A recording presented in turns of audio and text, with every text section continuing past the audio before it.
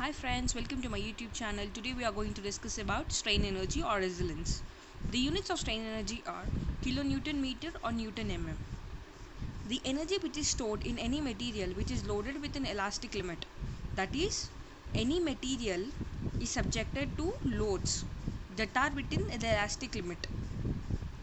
Okay, so the energy that is stored in this element is called strain energy, or it is the work done by external forces or action on an elastic system is equal to the strain energy stored. Okay, both are same, we are just telling it in different ways. Next, see, the slope and deflection produced in the structure depends upon the strain develops as a result of the external action. So the slope and deflection depend upon the strain developed as a result of the external action. See, in this video we are just learning about the strain energy depending upon the applied load, that is depending upon the gradually applied load, suddenly applied load or impact applied load. And in the next video we will be discussing about the strain energy that is caused due to bending, shear and torsion. So please continue watching that video also to get to know more knowledge about that strain energy. See, now let us first see about the strain energy stored in a member due to gradually applied load. When I am telling gradually applying load, see, firstly I am applying the load. Initially I am just increasing the load. Okay, see, when I am taking this element, see, I am just placing it. See, this is how I am applying. If I am applying it from certain height, this is impact load. When I am applying the load suddenly, this is sudden applied load. See, gradually means we'll just move it slightly and just keep it. That is gradually you're applying the load. So it will be varying from 0 at the starting. It will be varying gradually. Okay, so this is gradually applied load. This is the area under the curve strain energy. This is the gradually applied load. This is load deflection curve. Okay, see, this is the element we are talking about, that is of length L and subjected to a point load, that is P, axial load. Okay, so we are just considering a member of length L and a change in length delta L after applying the load P. See, initially this is the length, but after we are applying the load, because of this load there is a small deflection taking place. That small displacement or change in length is represented here with delta L.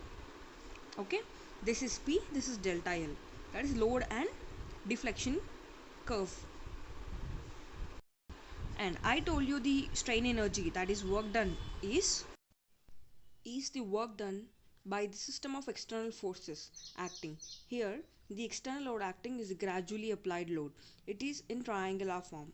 So triangular one, the area of this triangle will give us the load acting. So the work done is equals to W is equals to half into base into height, the area of this triangle. We know the base is delta L, the height is P over here. So it is simply half into P into delta L. This is equals to strain energy. This is the small change in strain energy, that is the du is equals to half into load into the displacement. We know stress is equals to load by area, that is load is equals to stress into area. So we are simply substituting this over here. P is equals to stress into area, and we know strain is equals to change in length by original length.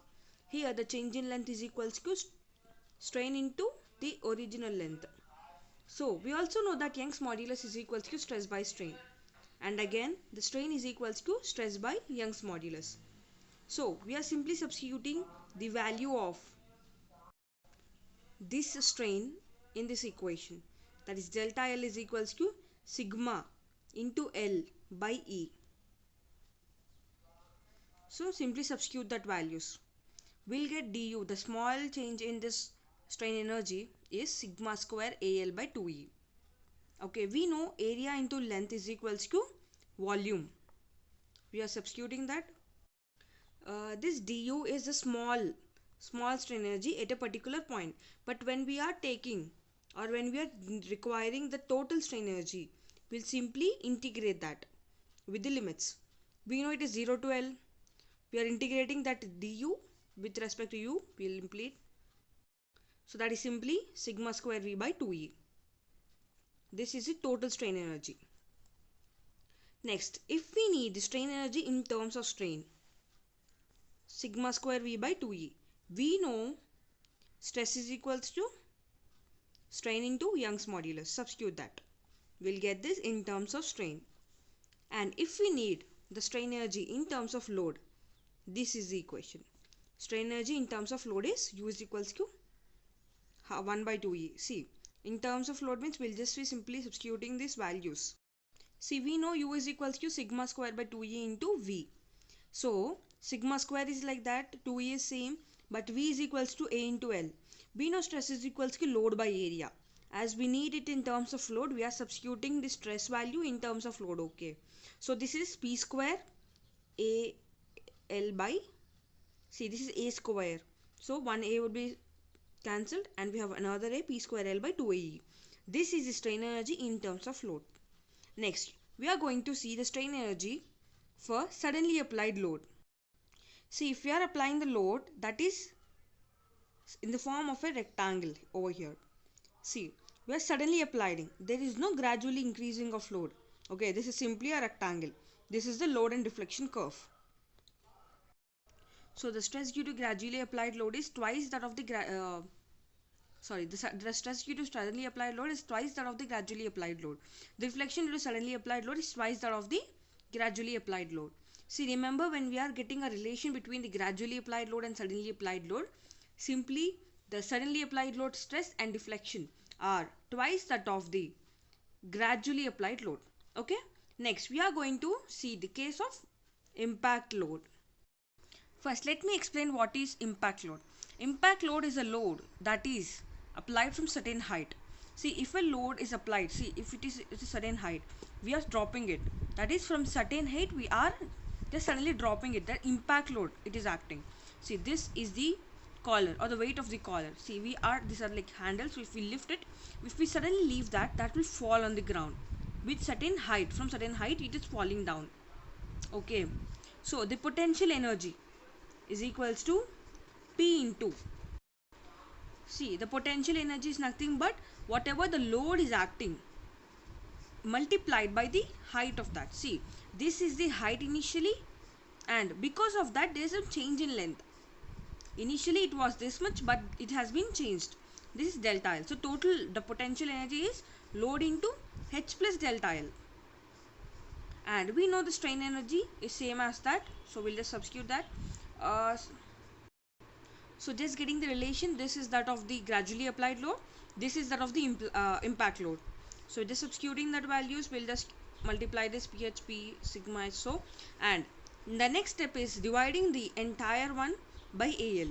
So sigma square, this AL would be cancelled over here, and again it will be AL, so be sigma by AE. So sigma square is equals to, this is just going upward over here, 2E.